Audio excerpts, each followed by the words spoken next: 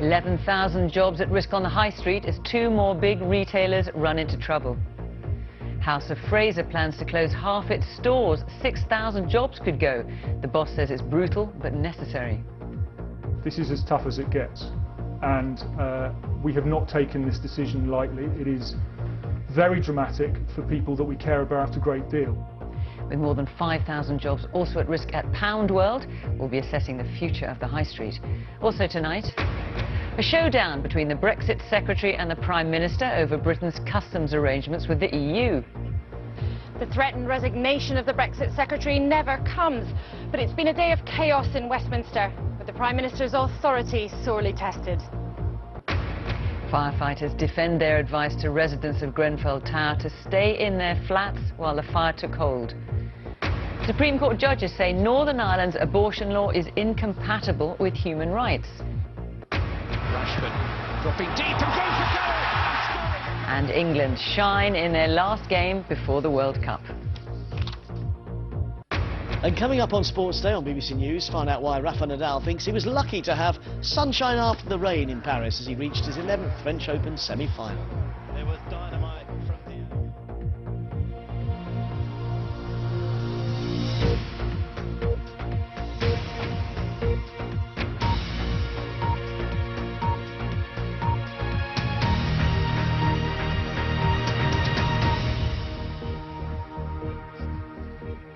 Good evening. 11,000 jobs are at risk tonight as two big high street retailers become the latest to run into trouble.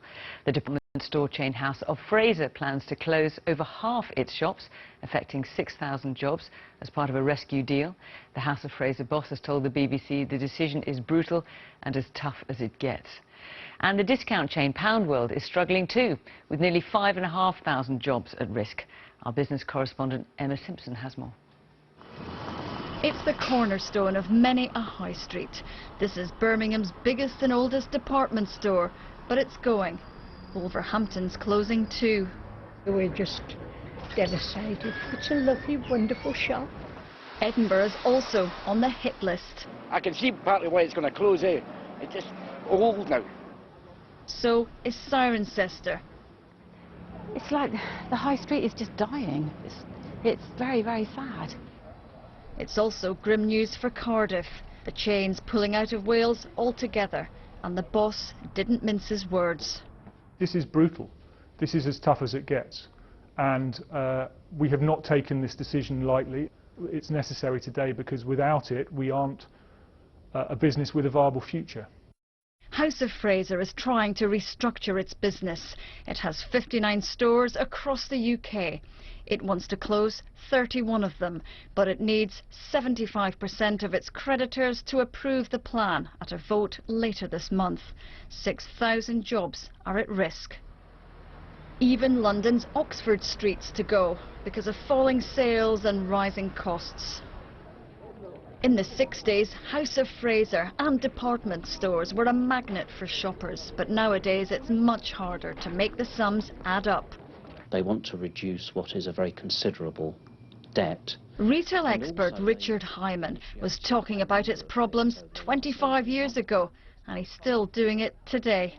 For many, many years, it hasn't had a sufficiently differentiated product. It hasn't stood out. It hasn't been clear about exactly who it's been targeting. There hasn't been enough investment in the business. There have been too many stores, and the market has become far less forgiving. They know that here in Darlington, where BHS is still standing empty. And that's the problem facing high streets up and down the country. How to fill the gaps when we're shopping more online, although it looks as if this site is finally being redeveloped. But who'll step into this vast space up the street? The House of Fraser store known here as Bins. It's the smallest towns like this one, which will be the hardest hit. The impact is going to be catastrophic in terms of job losses and the loss of the shopping experience, but we shouldn't lose sight of the fact that House of Fraser is an anchor tenant. It brings people into town. And they'll miss it. I think we're losing a lot of the big stores. Because Marx's will go, this will go, and then we've got nothing left in the town really. For House of Fraser, it's a drastic attempt to stay in business. This retailer, though, may be just days from collapse. Poundworld says it intends to appoint administrators if it can't find a solution to its troubles. It's been a terrible few months for our high streets as the weaker players struggle to adapt to the new world of retail. Emma Simpson, BBC News, Darlington. Well, House of Fraser is the latest in a long line of shop closures and job losses this year. So what is driving so many retailers out of business? And what does the future of shopping look like? Our business editor, Simon Jack, has been finding out. For a nation of shopkeepers, we seem to be losing an awful lot of them. This year alone, House of Fraser, Mothercare, Carpetright and even Marks & Spencer have announced store closures. Poundworld is on the brink of administration, while Maplins and Toys R Us are gone forever. Hundreds of new gaps on Britain's high streets, tens of thousands of jobs lost.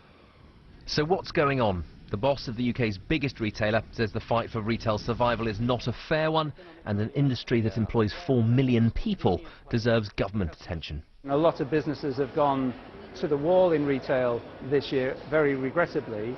Business rates is a large part of that. UK retail is the largest single employer, and actually, are we allowing it to stay competitive, or are we, by stealth, lowering corporation tax and increasing business rates to a place which is creating an uneven playing field? I think the thing that's really interesting is, for the government, in an industrial strategy which has nothing about retail, the biggest employer, nothing about the food industry, which is actually quite central to the security of the business, seems strange to me. This building is home to an online retailer that sells 250 million different products without the same burden of business rates. But it does employ 28,000 people in the UK, and according to the boss, straight comparisons aren't helpful. I think it's a little simplistic to draw a pure distinction between physical stores and online, because I think if you look at the reality of most operators today, they're all a little bit of both. You know, actually, if you look at the customer experience, of course, there's huge value in walking in and touching and feeling products, and, you know, the vast majority of sales in the UK are still through physical outlets. But at the same time, there's a huge convenience and timing being able to discover products on my phone or my tablets, to be able to order 24 hours a day to have it delivered. When Woolies went bust 10 years ago, many of the people who lamented its demise also admitted they hadn't been in the shop for a while, and that is the point. Yes, of course, business rates are important for retailers, both big and small, but it's us, the consumer, who ultimately will decide what survives and what the future looks like. Amazon is experimenting at new frontiers of retail, but Doug Gurr says the rules of the game will still be the same. We find we're not very good at predicting the future. So what we tend to focus on, what are the things we don't think are going to change? Customers care about, do you have the right products, can I get them at a great price, and can I get them in a convenient way? Meanwhile, back in store, Tesco has tried converting surplus retail space for housing, but Dave Lewis says customers will still want to go to the shops. I'm not unoptimistic about the future for food retail. I think it will change, but I see that actually there's still a very, very good business, and as I said at the start, stores like this for me will still be a very important part of that. So we're a nation of shopkeepers. The shop is here to stay. The shop is definitely here to stay. Simon Jack, BBC News. Well, it's been a day of high drama at Westminster, but the Prime Minister has seen off the possible resignation of her Brexit Secretary, David Davis. He had demanded a time limit on temporary arrangements to avoid a hard Irish border if an agreement on customs can't be reached with the EU. Theresa May has now committed the government to an expectation that the so-called backstop arrangement would end by the close of 2021. Our political editor, Laura Koonsberg, reports. Are you about to lose your Brexit Secretary, Prime Minister? She has a lot on. But Theresa May's first job today was to prevent disaster, to stop the man who's meant to be in charge of Brexit from flouncing out. David Davis was summoned to an early meeting behind the Commons gates, behind closed doors. Other ministers were trying to embrace the day. And one of the nice things about this beautiful summer's day is that it's an opportunity, of course, for me to have a chat with my colleagues about the important issues that we're dealing with. An hour of discussion, but back into the jag with no agreement. David Davis was threatening to quit if the Prime Minister didn't put a specific date for a time limit into a government document. The plan for customs after Brexit if new ways of managing can't be found. Who would budge? Are you going to resign, Mr. Davis? Downing Street was sweating. At stake, not just this proposal, but the fortunes of the government itself. A nervous wait during nearly another hour of talks. But then David Davis's team claimed victory. The document would, after all, include a date. With this crucial line, the UK expects the future arrangement to be in place by the end of December 2021. In other words, the Brexit Secretary had made the Prime Minister move. Foreign Secretary, problem that the Cabinet have been bullying the Prime Minister in public. Mistake, it's another fudge, not a concrete commitment to anything. The smile on Boris Johnson's face as he left a long meeting suggests one thing.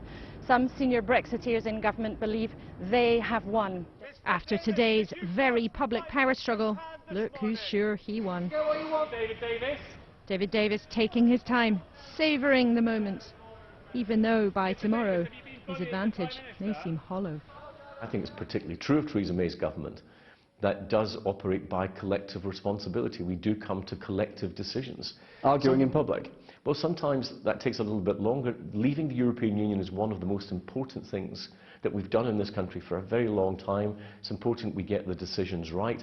As everybody knows from the referendum, opinions and feelings run high on this issue, but what we've shown that we can reach an agreement civilly and collectively.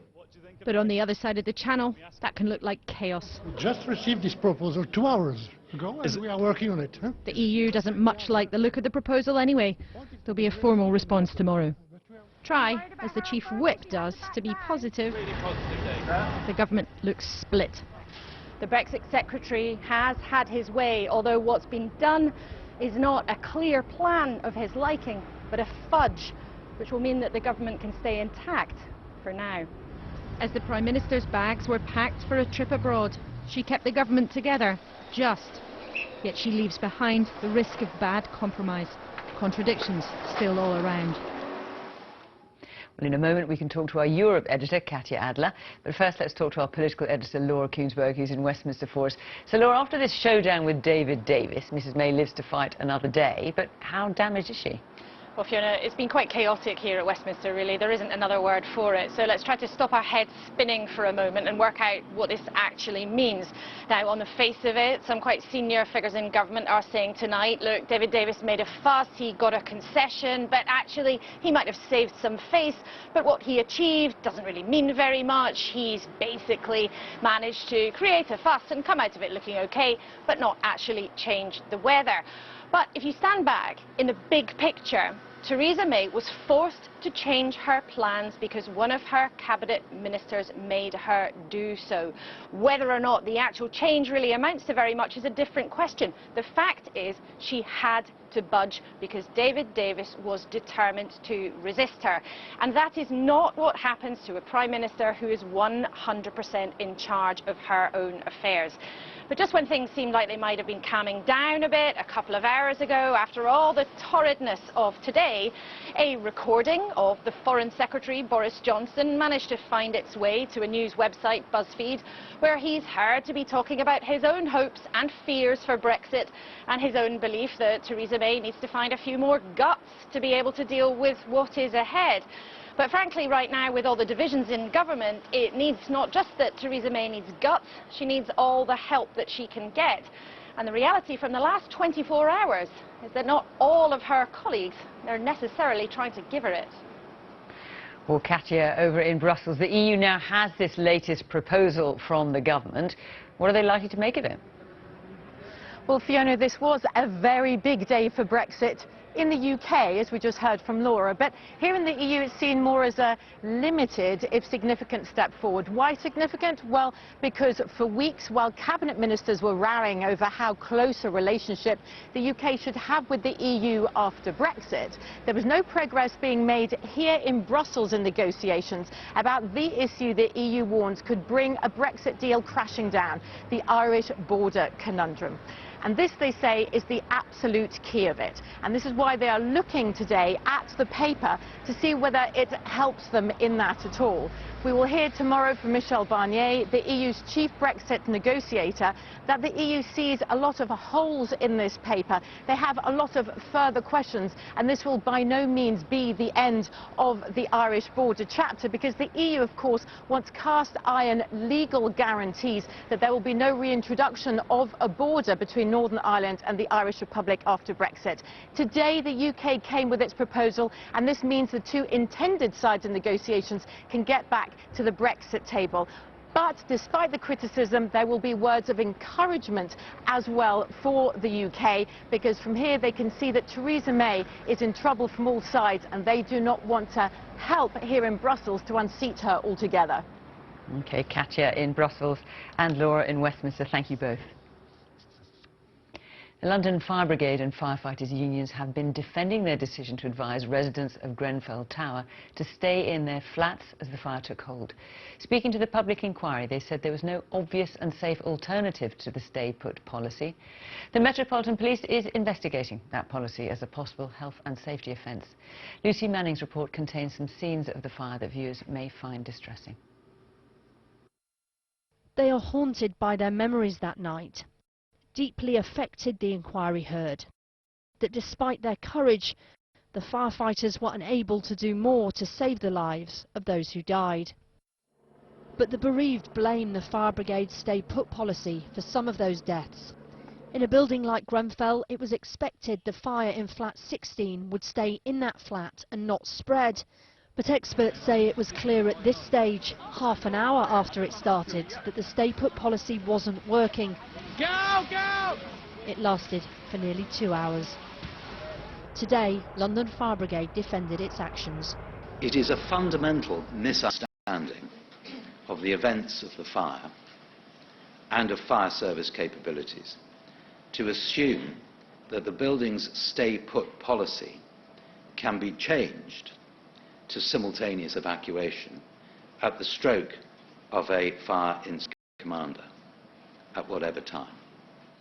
The fire brigade said because of the single stairwell which firefighters with equipment were going up, the lack of a whole building fire alarm and the toxic conditions, there was no obvious or safe alternative. The conditions on the stairs and in the lobbies were hugely challenging from a very early stage in the fire, by reason of their compromise through smoke, reduced visibility, intense heat and toxicity. But the fire brigade and its officers are now being investigated over the stay-put policy.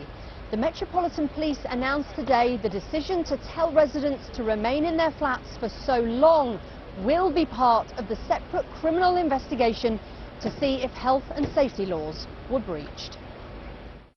The Shakir family, 3 children, their parents and grandma all died in the fire.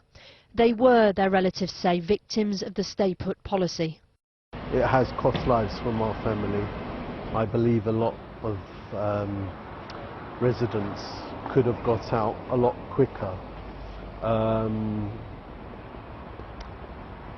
It is due to their lack of leadership. But the inquiry was asked because firefighters weren't aware of just how dangerous the building was. Were they placed in an impossible situation? Always chasing, their barrister said, a sinister fire they had no realistic chance of extinguishing. Lucy Manning, BBC News. The Supreme Court has said that abortion law in Northern Ireland is incompatible with human rights. Although the judges ruled against a legal challenge to the current law, a majority of them concluded it violates a woman's human rights in cases of fatal fetal abnormality and sexual crime. Currently, an abortion is permitted in Northern Ireland only if a woman's life is at risk.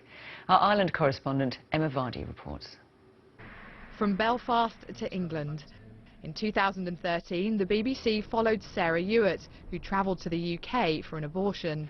I don't even want to go into a shop where I'm seeing baby clothes or people pushing their newborns. Her unborn baby had a fatal condition. She's campaigned ever since to try and change the law. If I had had this procedure at home, in my own hospital with my own medicals, I would have had a grave to visit or ash. I have absolutely nothing of my wee daughter to remember her by, and that breaks my heart. Today, Sarah was in court to hear the ruling of the most senior judges in the UK. The legal challenge by the Northern Ireland Human Rights Commission failed on technical grounds. But the Supreme Court made it clear. A majority of judges believe Northern Ireland's abortion law is in breach of women's human rights. Are of the firm and clear opinion that the current law is incompatible with Article 8.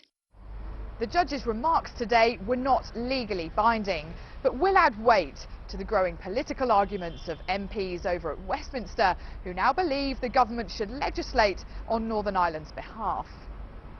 But anti-abortion campaigners have resolved to resist any change. Unborn children have a universal and fundamental right to life. They have a fundamental right to life to be protected in Northern Ireland. We have a devolved government, and today this ruling very clearly shows that the Human Rights Commission have wasted taxpayers' money. In the absence of the Northern Ireland Assembly, which collapsed 17 months ago, there are now growing cross-party calls for Westminster to act.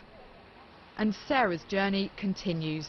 Today, she says she's lodged a new legal challenge because her once difficult journey to England is one that hundreds of women from Northern Ireland continue to make. Emma Vardy, BBC News at the Supreme Court. There is new pressure tonight on the chief executive of TSB, Paul Pester, over the botched computer upgrade, which left nearly 2 million people unable to access online banking. The Treasury Select Committee has publicly called on the TSB board to consider sacking Mr. Pester. Well, our personal finance correspondent Simon Gompert is here. This is extremely damning from the Treasury Select Committee, but then TSB has come out fighting tonight. Yes, it's highly unusual, Fiona, for the chair of the Treasury Committee to, in effect, call for the head of the boss of one of our major banks. And she's stinging in the criticism in the letter she's written, accusing him of dissembling in front of MPs, of saying everything was running smoothly for the vast majority of customers when only half of them could log in, denying that there were delays on their line for reporting fraud. Nicky Morgan says there were big delays, so she's saying the board should consider his position, whether he should keep his job. But in response, Richard Meddings, the chairman of TSB, has said the board is fully behind him, and previously Paul Pester has said he's not going to fall on his sword because he's committed to fixing the problems at TSB. But as you say, this piles on the pressure. He carries on. We're likely to hear a longer statement from TSB in the morning in his defence, but this makes his position much more uncomfortable. Simon, thank you. 20 Premier League matches a season will be shown on Amazon from next year. It's the first time an online streaming service has won the rights to show games. They'll cover matches in December as part of a 3-year deal. So what does it mean for fans and for the television industry?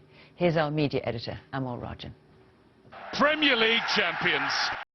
In recent years, Sky Sports and BT have maintained a stranglehold on rights to show live Premier League games. Every few years, the league would open an auction, with those two firms emerging victorious. But at the last auction, something unusual happened. The price achieved by the league fell by £500 million. So they opened the rights up, and Amazon have swooped. This is the first time a big US technology firm has entered the market for Britain's most popular sport. It shows the distinction between TV and the internet has all but collapsed, and that streaming services are branching out from drama and entertainment into live sport. But it's also a sign of the complexity and cost that viewers have to deal with now, because they have to subscribe to multiple providers. Definitely so much. Because now instead of paying for Sky, you have to pay for Sky, for Amazon, for this and that. Nobody wants to pay that kind of money. Even BT was a step too far for me. I just kept Sky Sports and I wouldn't pay any more for anything else. So I'm quite lucky because I've already got Amazon. So, you know, I bought it for all the TV package and then also the free delivery. So it's actually a bit of a bonus for me. Yeah, I agree. I've already got Amazon Prime. The problem is, though, they're going to put Amazon Prime up as well for these additional games on top of your existing fees. Amazon's ambition knows few bounds. Live sport is an attractive route. It arouses huge passion, has an international and committed following, and offers multiple revenue streams, from advertising to merchandising. That's why Amazon have already moved into tennis and Facebook into baseball. One former boss of both the BBC and the Football Association says this is a sign of things to come. This is, I suspect, just an experiment on Amazon's behalf. They want to see how this does in for the two chunks of rights there alone. You know, one's going to be played, I think, on a bank holiday, and one's going to be played on a midweek day. And I think they'll see how that goes. If it works, then that will be the future, I suspect. And just this afternoon, the man who engineered the deal announced that he is to stand down at the end of the year. Richard Scudamore will leave the Premier League after nearly 20 years as chief executive. It's inevitable that in the war for viewers raging today, those with a spectacle to sell chase the wealthiest bidders. In the long term, British sporting jewels will become objects of American desire. Amol Rajan, BBC News. This week we've been considering questions of local and national identity within the UK, how we feel about the past and future for our communities. England, unlike Scotland and Wales, does not have its own parliament. Mark Easton has been speaking to people in 3 English communities to find out how they feel about that and if they want to be closer to political decision making. The end of the line. This corner of northeast Kent on the River Medway was once the beating heart of British naval might. But power and influence have trickled away on the tide of history. Almost 85% of people here feel they have little or no influence over the decisions that affect their local area. And the vast majority say they're disconnected from power, both nationally and locally. The geography of Sheerness may help explain the town's peculiar sense of detachment. But across England, almost 8 in 10 people think they have very little or no influence over national decisions that affect their area, and 7 out of 10 say their link to council decision-making is no better. You elect, don't you, the people you want to lead you, but then they have their little meetings and they decide what they want, and I don't really think it reflects too much on what people want. Feel a bit cut off, yeah, a little bit, like we're in our own little world, our own little corner of the world. But you've got one toilet in the town, one phone in the town. It just doesn't work, and you can't talk to anybody. Many in England look enviously at the power devolved to the other UK nations, complaining that English local government has been emasculated as central government has become more distant. Travel to Malvern in Worcestershire, where Sir Edward Elgar was inspired to compose anthems to his beloved England. And there is evident nostalgia for a country more in tune with its rural heritage and more in control of its own destiny. The idea of an English Parliament has strong support in these parts. I would be personally in favour of an English Parliament. English members of Parliament should be voting on English matters. I think it would help to give us our own identity and perhaps a feeling of cohesiveness that perhaps isn't there at the moment. Would you like an English Parliament? Yeah, I would. I don't agree with Scottish MPs voting on things that have nothing to do with them, and they do. Do you resent London a bit? Yes, I do.